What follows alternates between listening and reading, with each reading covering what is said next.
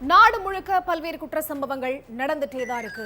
காவல்துறையினரும் விசாரிச்சுட்டு தான் இருக்காங்க. அது மாதிரியான குற்றங்களின் தொகுப்பு தான் நிகழ்தகவல்.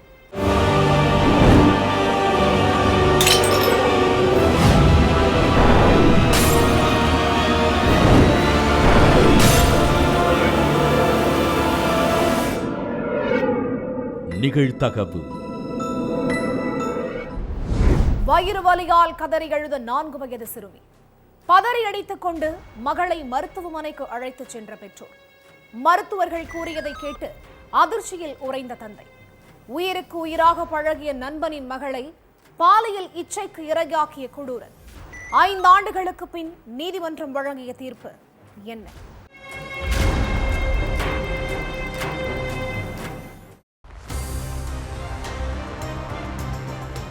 வழக்கம் போல வேலையை முடிச்சிட்டு மகளுக்கு பிடிச்ச தின்பண்டங்களை வாங்கிட்டு வீட்டுக்கு வந்திருக்காங்க பெற்றோர்.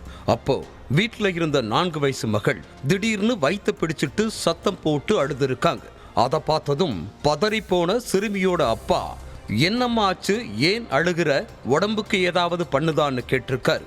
அதுக்கு எந்த பதிலும் சொல்லாம சிறுமி வயித்தை பிடிச்சுக்கிட்டு அழுதுட்டு மட்டுமே இருந்திருக்காங்க. பிள்ளைக்கு உடம்புதான் ஏதோ சரியில்லாம போச்சோன்னு பதற்றமான தந்தை உடனே மகளை பக்கத்துல இருக்க ஹாஸ்பிட்டலுக்கு அழைச்சிட்டு போயிருக்கார். அங்க சிறுமிய பரிசோதனை பண்ண டாக்டர்கள் சொன்னதை கேட்டு அதிர்ச்சியில உறைஞ்சு போயிருக்காங்க பெற்றோர். சிறுமிய யாரோ பாலியல் வன்கொடுமை பண்ணியிருக்காங்க, அதனாலதான் அவங்களுக்கு உடம்பு சரியில்லாம போயிருக்குதுன்னு சொல்லியிருக்காங்க மருத்துவர்கள். அதை கேட்டதும் ஷாக்கான பெற்றோர் மயக்கத்துல இருந்து கண்ணு முழிச்ச சிறுமி கிட்ட மருத்துவர்களும் பெற்றோரும் சேர்ந்து விசாரிச்சிருக்காங்க. நாங்க வீட்டுல இல்லாத நேரத்துல யாராச்சும் வீட்டுக்கு வந்தாங்களா, நீ எங்கேயாவது பக்கத்துல விளையாட போனியான்னு கேட்டிருக்காங்க சிறுமியோட அம்மா. அப்போ மகள் சொன்னதை கேட்டதும் பெத்தவங்களுக்கு நெஞ்சே வெடிக்கிற மாதிரி ஆகியிருக்குது. நாமக்கல் திருச்செங்கோட்ல உள்ள வேளாம்பாளையத்தை சேர்ந்த தம்பதிக்கு 4 வயசுல ஒரு மகள் இருக்காங்க. ஏழ்மையான குடும்பத்தை சேர்ந்த இந்த தம்பதி அதே கிராமத்துல இருக்கிற மில்லுல வேலை பார்த்துட்டு வந்திருக்காங்க. தினமும் காலையில வேலைக்கு போனாங்கன்னா நைட்டு தான் வீட்டுக்கு வருவாங்க. அது வரைக்கும் இவங்களோட 4 வயசு மகளை பக்கத்துல இருக்கிற சொந்தக்காரங்களோட பாதுகாப்புல விட்டுட்டு போவாங்களாம். அதே மாதிரி தான் வழக்கம் போல இந்த தம்பதி வேலைக்கு போயிருக்காங்க. 4 வயசு மகள் வீட்டு வாசல்ல விளையாடிட்டு இருந்திருக்காங்க. அப்போ பக்கத்து வீட்டுல குடியிருக்கிற கணபதி சிறுமியை நோக்கி வந்திருக்கான். கிட்ட வந்தவன் சிறுமிய தவறான இடங்கள்ல தொட்டு பேசினதோட சாக்லேட் வாங்கி கொடுக்கிறேன்னு ஏமாத்தி தன்னோட அறைக்கு கூப்பிட்டுட்டு போய் சிறுமிய துடிதுடிக்க பாலியல் வன்கொடுமை பண்ணது மட்டுமில்லாம சிறுமி கத்தக்கூடாதுங்கிறதுக்காக வாயில துணியை அடைச்சு வச்சு கொடுமைப்படுத்திருக்கான். சிறுமி சொன்னதை வச்சு ஏரியாவில் உள்ள சிசிடிவி கேமராக்களை செக் பண்ணாங்க. அதுல தான் சிறுமிய பக்கத்து வீட்டுக்காரனான கணபதி அவனோட வீட்டுக்கு அழைச்சிட்டு போனது பதிவாகி இருந்துச்சு. கணபதி வீட்டுக்கு போன சிறுமியோட அப்பா 4 வயசு குழந்தைன்னு கூட பார்க்காம உன்னோட வக்கிர புத்தியை காட்டியிருக்குன்னு சொல்லி சர்ரமரியா தாக்கியிருக்காரு. அவரை தடுத்து நிறுத்தின காவலர்கள் கணபதியை ஸ்டேஷனுக்கு தூக்கிட்டு வந்து அவனை கவனிக்க வேண்டிய விதத்துல கவனிச்சாங்க.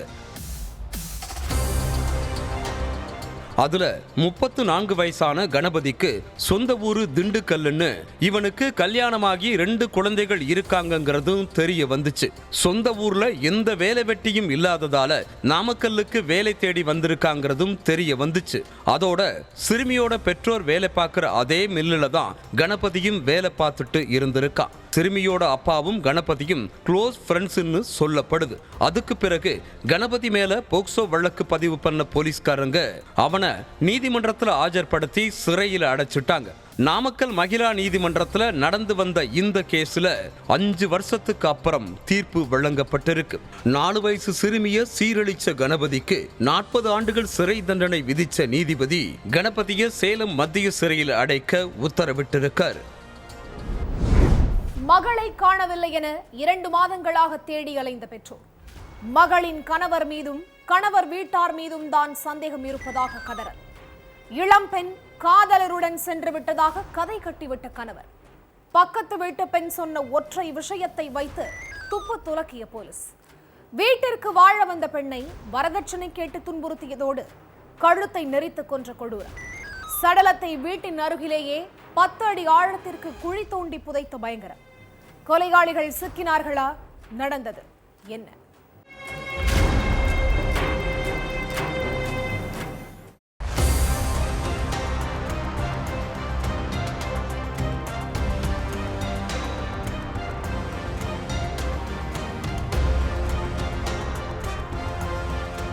காணாம போன மகள் தனு 2 மாசமாகியும் கிடைக்காததால மொத்த குடும்பமும் பரிதவிச்சிட்டு இருந்தாங்க.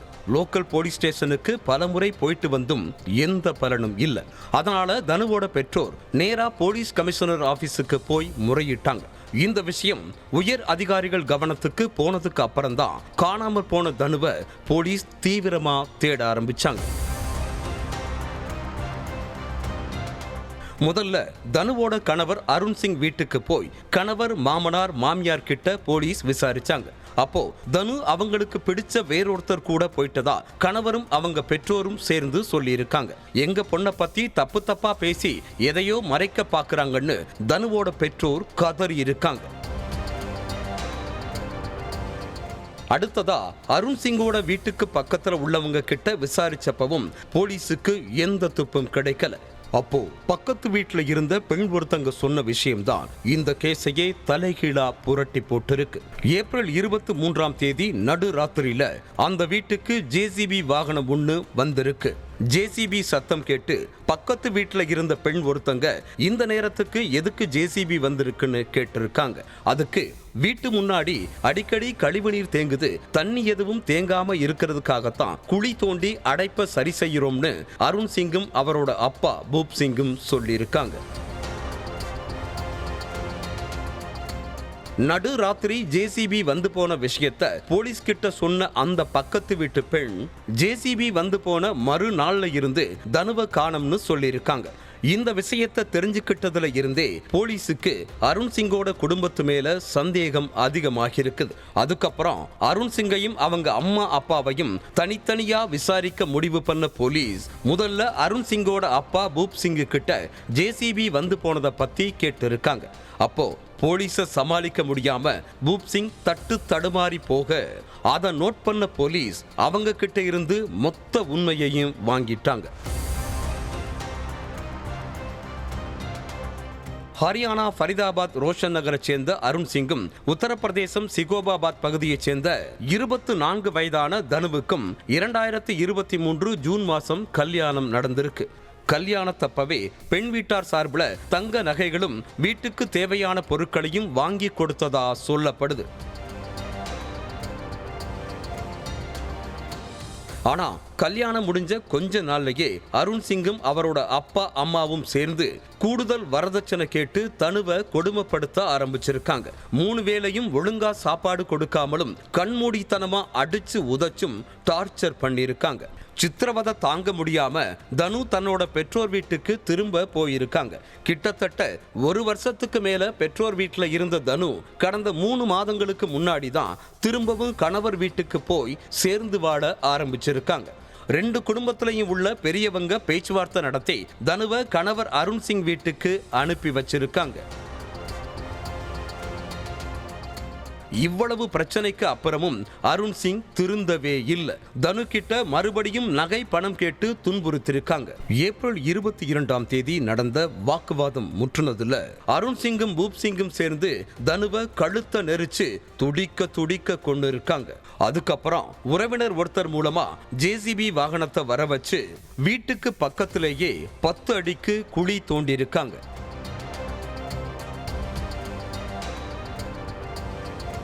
ஜேசிபி சத்தம் கேட்டு பக்கத்து வீட்டுக்காரங்க கேட்டதுக்கு வீட்டுக்கு முன்னாடி அடிக்கடி கழிவுநீர் தேங்கி நிக்குது, தங்கு தடையில்லாம கழிவுநீரும் மழை நீரும் போறதுக்காகத்தான் குழி தோன்றம்னு சொல்லி சமாளிச்சிருக்காங்க.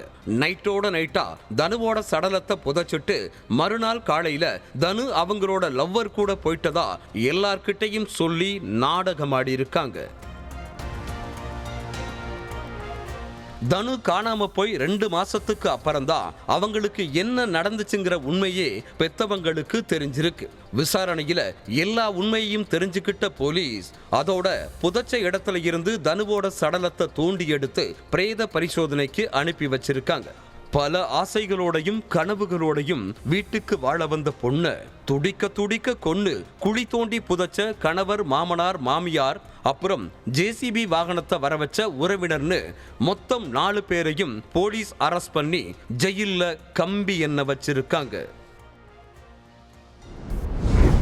வீட்டருகே விளையாடி கொண்டிருந்த 5 வயது சிறுவன் திடீரென சிறுவன் மாயமானதால் கதறி துடித்த பெற்றோர். பல இடங்களில் தேடியும் கிடைக்காததால் காவல் நிலையத்தில் புகார். 3 நாட்களுக்கு பிறகு முட்புதரில் சடலமாக கிடந்த சிறுவன். 10 நாட்களுக்கு பின் வெளிச்சத்திற்கு வந்த கொடூர சம்பவம். சிறுவனை நைசாக பேசி அழைத்துச் சென்று துடிக்க துடிக்க கொன்றது யார்? கொலைகாளி சிக்கியது எப்படி? நடந்தது என்ன?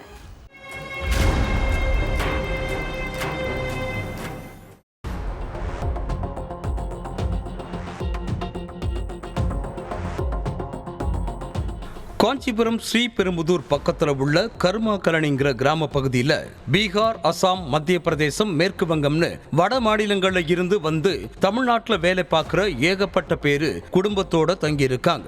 ஒரு சிலரு வீடு வாடகைக்கு பிடிச்சும், ஒரு சிலரு டென்ட் கொட்டாய் போட்டும் வசிச்சுட்டு இருக்காங்க.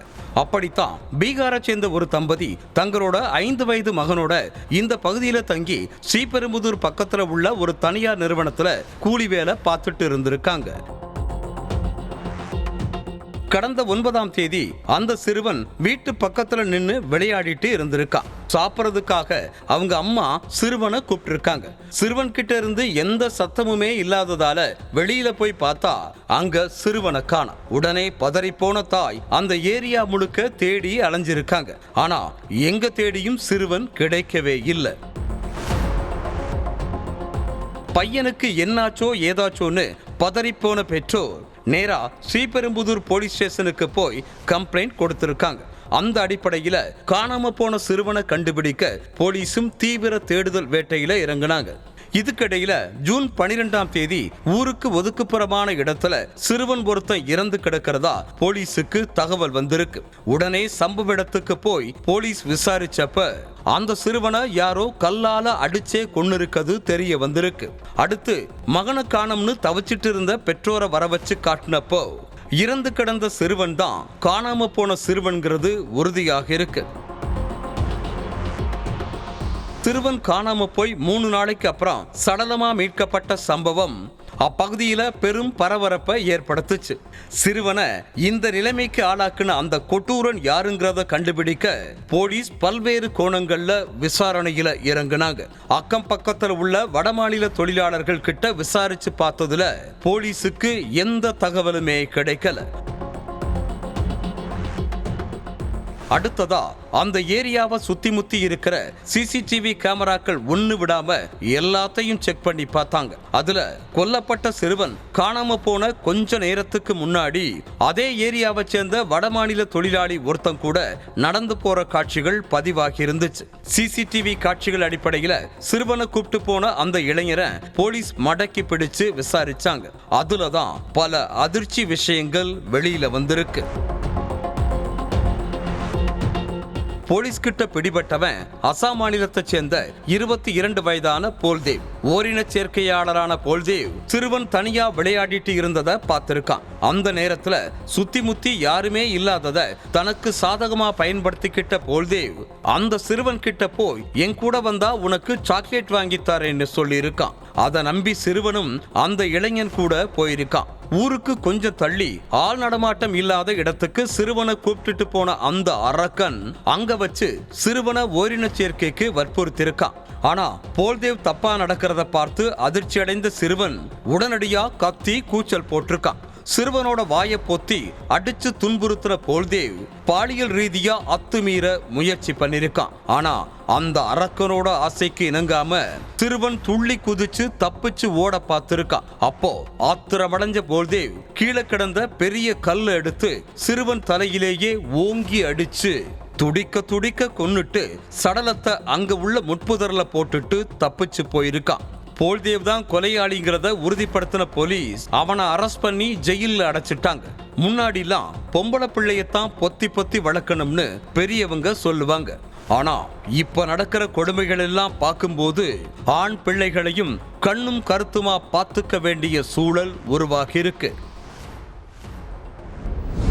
தரைப்பாலத்தின் கீழ்ப்பகுதியில் வீசிய துர்நாற்றம். கயிற்றால் கட்டப்பட்ட நிலையில் கிடந்த அட்டை பெட்டி. அட்டை பெட்டிக்குள் இரத்த காயங்களுடன் இருந்த ஆண் சடலம். அடுத்தடுத்து விசாரணையில் வெளிவந்த அதிர்ச்சி தகவல்கள். நிதி நிறுவன அதிபரை கொன்று சடலத்தை அட்டை பெட்டியில் அடைத்து தரைப்பாலத்தின் கீழ் வீசி சென்றது யார்? கொலையாளிகள் சிக்கினார்களா?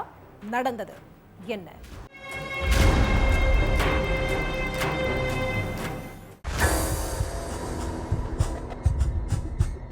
திண்டுக்கல் பழனி பைபாஸ் ரோட்ல ராமையம்பட்டி தரைப்பாலத்து பக்கத்துல இருந்து கடும் துர்நாற்றம் வீசியிருக்கு. அந்த சைடு வழியா போன பாதசாரிகளும் வாகன ஓட்டிகளும் இது சம்பந்தமா போலீஸ் ஸ்டேஷனுக்கு தகவல் கொடுத்திருக்காங்க. சம்பவ இடத்துக்கு வந்த போலீஸ் சாலை ஓரத்துல கிடந்த அட்டை பெட்டியில இருந்துதான் துர்நாற்றம் வருதுங்கிறத கண்டுபிடிச்சாங்க. அடுத்து கயிற்றால கட்டப்பட்டிருந்த அந்த அட்டை பெட்டியை திறந்து பார்த்தப்போ உள்ள கை கால்கள் கட்டப்பட்ட நிலையில ஆண் சடலம் இருந்தது தெரிய வந்திருக்கு. சடலத்தை மீட்டு திண்டுக்கல் கவர்மெண்ட் மெடிக்கல் காலேஜ் ஹாஸ்பிட்டலுக்கு அனுப்பி வச்ச போலீஸ் இறந்து கிடந்தது யாரு, அவரை கொலை பண்ணது யாருங்கிறத கண்டுபிடிக்க விசாரணையில இறங்கினாங்க. அட்டைப்பெட்டி கிடந்த பகுதியில் உள்ள சிசிடிவி கேமராக்களை ஆய்வு செஞ்சு பார்த்தப்போ டாடா ஏஸ் வாகனத்துல வந்த ஒருத்தர் வாகனத்துல இருந்து அட்டைப்பெட்டியை எடுத்து தரைப்பாலத்துக்கு சைடுல வீசிட்டு போன காட்சிகள் பதிவாகி இருந்திருக்கு. அதுக்கப்புறம் அந்த டாடா ஏஸ் வாகனத்தோட நம்பரை வச்சு அதோட ஓனரை கண்டுபிடிச்சாங்க. அடுத்து திண்டுக்கல் என்எஸ் நகர் பகுதியில் உள்ள ஓனரை பிடிச்சு விசாரிச்சப்போ அட்டைப்பெட்டியில சடலம் இருந்த விஷயமெல்லாம் எனக்கு தெரியாது, பக்கத்து தெருவில் உள்ள ஒருத்தர் தான் வண்டியை வாடகைக்கு கேட்டிருந்தாரு, நான் வண்டியை மட்டும்தான் ஓட்டிட்டு போனேன், மற்றபடி எனக்கும் இதுக்கும் எந்த சம்பந்தமும் இல்லைன்னு சொல்லியிருக்காரு. டாடா ஏஸ் ஓனர் சொன்ன தகவலை வச்சு என்எஸ் நகரை சேர்ந்த 54 வயதான கண்ணன்கிறவரை பிடிச்சு போலீஸ் விசாரிச்சாங்க. அதுலதான் போலீஸோட எல்லா கேள்விகளுக்கும் பதில் கிடைச்சிருக்கு. திண்டுக்கல் வஉசி நகரை சேர்ந்த குபேந்திரன் அந்த ஏரியாவில் பினான்ஸ் கம்பெனி வச்சு நடத்திட்டு இருந்திருக்கார். இவரோட பினான்ஸ் கம்பெனில என்எஸ் நகர் பகுதியை சேர்ந்த கண்ணன் வட்டிக்கு கடன் வாங்கினதாகவும் ஆனா கடனை திருப்பி கொடுக்காம இழுத்தடிச்சிட்டு இருந்ததாகவும் சொல்லப்படுது. கொடுக்கல் வாங்கல் பிரச்சனை சம்பந்தமா கடந்த சில நாட்களுக்கு முன்னாடியே குபேந்திரனுக்கும் கண்ணனுக்கும் இடையில தகராறு நடந்ததாகவும் சொல்லப்படுது. கண்ணன் வி குறும்பம்பட்டியைச் சேர்ந்த சாந்திங்கிற பெண் கூட ஒரே வீட்டுல வாழ்ந்துட்டு இருக்கார். கண்ணன் பணத்தை இப்ப கொடுத்துருவாரு அப்ப கொடுத்துருவாருன்னு காத்துட்டு இருந்த குபேந்திரன் ஒரு கட்டத்துல கடுப்பாகி கொடுத்த பணத்தை திருப்பி கேட்டு கண்ணன் வீட்டுக்கு போயிருக்கார். அப்போ வீட்டுல இருந்த கண்ணனுக்கும் குபேந்திரனுக்கும் இடையில வாக்குவாதம் ஏற்பட்டிருக்கு. அந்த நேரத்துல கண்ணனோட உறவுக்கார பெண்ணான அவினாசி மடத்துப்பாளையம் பகுதியைச் சேர்ந்த 26 வயதான பிரியாவும் வீட்டுல இருந்திருக்காங்க. வாக்குவாதம் முற்றுனதுல கண்ணன், சாந்தி, பிரியா 3 பேரும் சேர்ந்து குபேந்திரனை தாக்கி அவரை பிடிச்சு கீழே தள்ளி விட்டிருக்காங்க. கீழே விழுந்ததும் உடம்புல எக்குத்தப்பா அடிபட்டு குபேந்திரன் சம்பவ இடத்திலேயே உயிரிழந்துட்டார். குபேந்திரன் உயிரிழந்தது தெரிஞ்சு அதிர்ச்சியான 3 பேரும் சடலத்தை மறைக்கிறத பத்தி யோசிச்சிருக்காங்க. அதுக்கப்புறம் குபேந்திரனோட கை கால்களை இறுக்கமா கட்டி வீட்டுல இருந்த அட்டை பெட்டிக்குள்ள அடைச்சு வச்சு அந்த அட்டை பெட்டியையும் கயிற்றால கட்டியிருக்காங்க. அடுத்து பக்கத்து தெருவில் இருந்து டாடா ஏஸ் வாகனத்தை வாடகைக்கு பிடிச்சிட்டு வந்து அதுல அட்டைப்பெட்டியை வச்சு ராமையம்பட்டி தரைப்பாலம் பக்கத்துல போய் வீசியிருக்காங்க. விசாரணைக்கு அப்புறம் கண்ணன், சாந்தி, பிரியா ஆகிய 3 பேரையும் அரெஸ்ட் பண்ண போலீஸ் சடலத்தை மறைக்க பயன்படுத்தப்பட்ட வாகனத்தையும் பறிமுதல் செஞ்சு தொடர்ந்து விசாரணை நடத்திட்டு இருக்காங்க. கணவருடன் ஏற்பட்ட தகராறால் தாய் வீட்டிற்கு சென்ற மனைவி. வீட்டு வாசலில் விளையாடி கொண்டிருந்த மகனுக்கு தின்பண்டங்கள் வாங்கி கொடுத்த தந்தை. மகனை கொஞ்சிய தந்தையை சரமாரியாக தாக்கிய கும்பல். அடுத்த சில மணி நேரங்களில் அரங்கேறிய கொடூரம். அக்கா கணவரை துடிக்க துடிக்க வெட்டி கொன்ற மச்சான்கள். காதல் கணவனை தீர்த்து கட்ட ஸ்கெட்ச் போட்டு கொடுத்த மனைவி. புலை நடுங்க வைத்த பகீர் சம்பவத்தின் பின்னணி என்ன?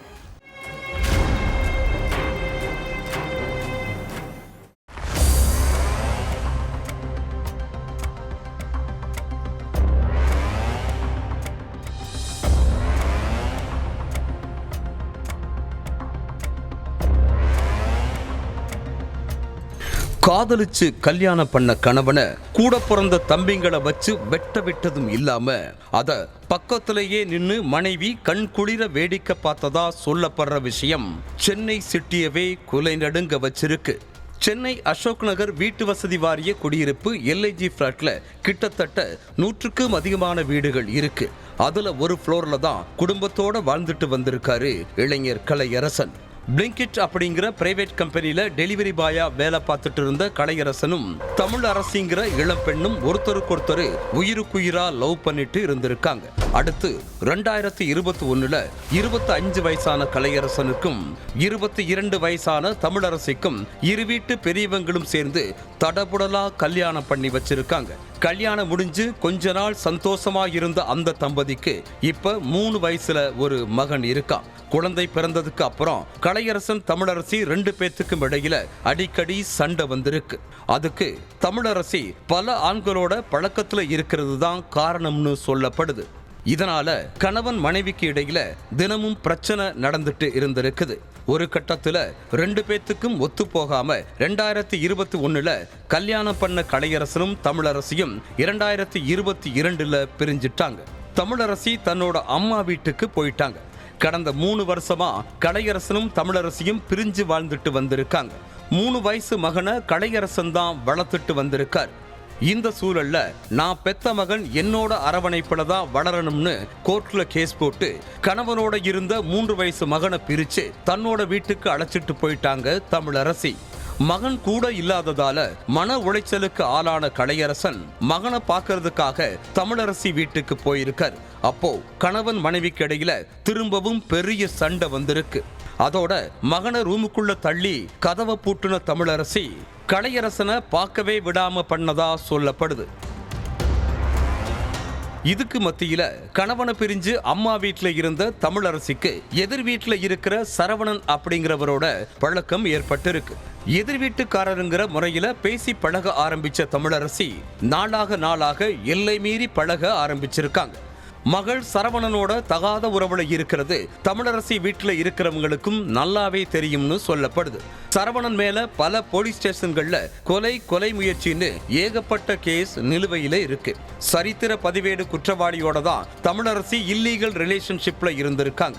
இந்த விஷயம் தெரிஞ்சு மன உளைச்சலுக்கு ஆளான கலையரசன் தமிழரசிய சத்தம் போட்டிருக்காரு.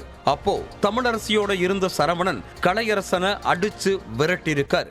அவளை கேட்க நீ யாருடா, இனிமே அவகிட்ட வந்து பேசுறத பார்த்தா நீ உயிரோடவே இருக்க மாட்டேன்னு சொல்லி விரட்டி இருக்கான். 14ஆம் தேதி நைட்டு கடைக்கு போயிட்டு பைக்ல வீட்டுக்கு வந்துட்டு இருந்திருக்காரு கலையரசன். அப்போ அவரோட 3 வயசு மகன் வீட்டு வாசல்ல நின்னு விளையாடிட்டு இருந்திருக்கான். ரொம்ப நாளைக்கு அப்புறம் மகனை பார்த்ததும் எமோஷனலான கலையரசன் பக்கத்துல உள்ள கடைக்கு மகனை அழைச்சிட்டு போய் தின்பண்டங்களை வாங்கி கொடுத்திருக்காரு. அப்போ அங்க வந்த தமிழரசியோட தம்பிகளான சக்திவேல், சஞ்சய் 2 பேரும் சிறுவன் கிட்ட இருந்த தின்பண்டங்களை பிடுங்கி குப்பையில தூக்கி வீசி இருக்காங்க. அதனால ஆத்திரமான கலையரசன் அவங்க கிட்ட வாக்குவாதத்துல ஈடுபட்டிருக்கார். அந்த வழியா கார்ல வந்துட்டு இருந்த ரவுடி சரவணன் 3 பேரும் வாக்குவாதத்துல ஈடுபடுறத பார்த்து காரை ஓரம் கட்டிட்டு என்ன ஏதுன்னு கேட்காம கலையரசனை சர்றமாரியா தாக்கியிருக்கான். அது மட்டும் இல்லாம கலையரசன் வாங்கி கொடுத்த தின்பண்டங்களை எதுக்கு வாங்கணும்னு கேட்டு சிறுவனையும் அடிச்சிருக்கான் சரவணன். மகனை வேறொருத்தன் அடிக்கிறத பார்த்துட்டு ஆத்திரத்தோட உச்சிக்கே போன கலையரசன் என் மகன் மேல கை வைக்க நீ யாருன்னு சரவணனோட சட்டையை பிடிச்சிருக்கார். நடு ரோட்டிலேயே கலையரசனும் சரவணனும் மாறி மாறி உருண்டு பிறண்டு இருக்காங்க. அப்போ அங்க இருந்த கலையரசனோட ஃப்ரெண்ட்ஸ் அவரை சமாதானப்படுத்தி வீட்டுக்கு அழைச்சிட்டு போயிட்டாங்க. சின்ன பையன் நம்ம கிட்ட துள்றானேன்னு ஆத்திரமான சரவணன் ஒரு கட்டத்துல கலையரசனை தீர்த்து கட்ட பிளான் போட்டிருக்கான். இந்த சதி திட்டத்துக்கு தமிழரசியும் அவங்களோட தம்பிகள் சக்திவேல், சஞ்சயும் பக்கபலமா இருந்திருக்காங்க. இவன் உயிரோட இருந்தா தினமும் ஏதாவது ஒரு விதத்துல டார்ச்சர் கொடுத்துட்டே இருப்பான். பேசாம அவன் கதையை முடிச்சிருங்கன்னு தமிழரசி சரவணன் கிட்ட சொன்னதா கூறப்படுது. இந்த கொலையை பண்றதுக்கு சரவண நேரா இறங்கல. தமிழரசியோட தம்பிகள் சக்திவேல், சஞ்சய், அவனுங்களோட ஃப்ரெண்ட் சுனில் அப்படின்னு மொத்தம் 3 பேரையும் களத்துல இறக்கியிருக்கான். அதோட நீங்க அவன் கதையை முடிங்க, எது வந்தாலும் நான் பாத்துக்கிறேன்னு சொல்லி உசுப்பேத்தி விட்டுருக்கான் சரவண. மகனுக்கு தின்பண்டங்கள் வாங்கி கொடுத்த பிரச்சனையெல்லாம் முடிஞ்சதுக்கு அப்புறம் அன்னைக்கு நைட்டு 12:30 மணிக்கு தன்னோட ஃப்ரெண்ட்ஸான ஈஸ்வரன் மனோஜ்னு 2 பேர் கூட பிரியாணி சாப்பிட்றதுக்காக புளியந்தோப்புக்கு போயிருக்காரு கலையரசன். அப்போ கலையரசனுக்கு போன் பண்ண சரவணன் அவருக்கு கொலை மிரட்டல் விட்டிருக்கான். சரவணன் சொன்னதை பெருசா எடுத்துக்காம கலையரசனும் பிரியாணி சாப்பிட்டுட்டு ஃப்ரெண்ட்ஸோட சேர்ந்து வீட்டுக்கு போயிட்டு இருந்திருக்காரு. அப்போ சக்திவேலும் சஞ்சயும் வழிமறிச்சு வாக்குவாதத்துல ஈடுபட்டிருக்காங்க. அடுத்து 2 பேரும் மறைச்சு வச்சிருந்த அரிவாளை எடுத்து கலையரசனை ஓட ஓட விரட்டி சரமாரியா வெட்டிட்டு எஸ்கேப் ஆகியிருக்காங்க. இந்த சம்பவம் நடந்தது நைட்டு 2 மணிக்கு. ரத்த வெள்ளத்துல துடிச்சிட்டு இருந்த கலையரசனை அவரோட ஃப்ரெண்ட்ஸ் மீட்டு கீழ்ப்பாக்கம் ஹாஸ்பிட்டலுக்கு கூப்பிட்டு போயிருக்காங்க. ஆனா 1 வாரம் ட்ரீட்மெண்ட்ல இருந்த கலையரசன் சிகிச்சை பலனளிக்காம உயிரிழந்துட்டார்.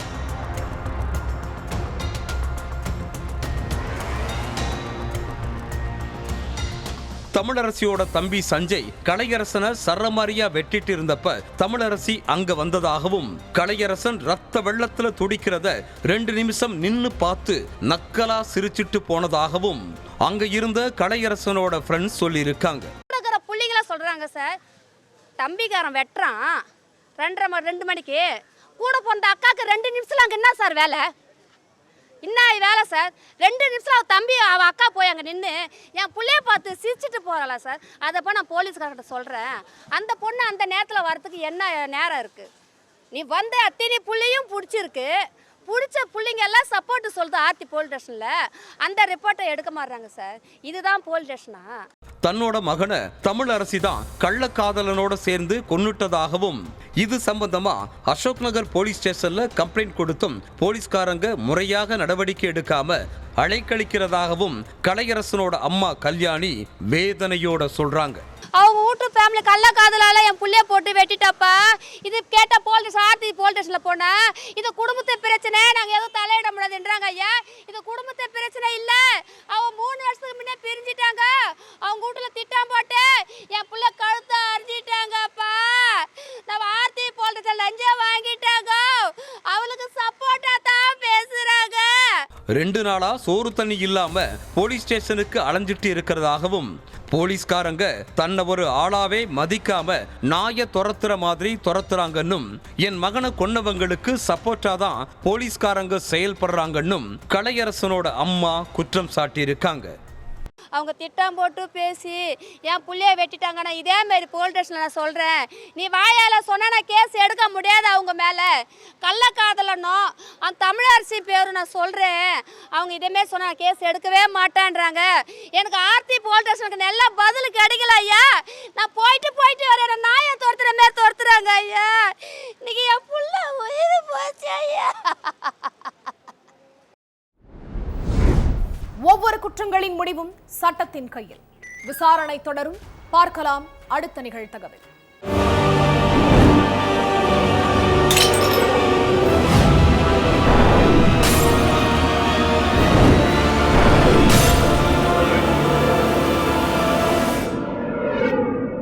நிகழ்தகவு.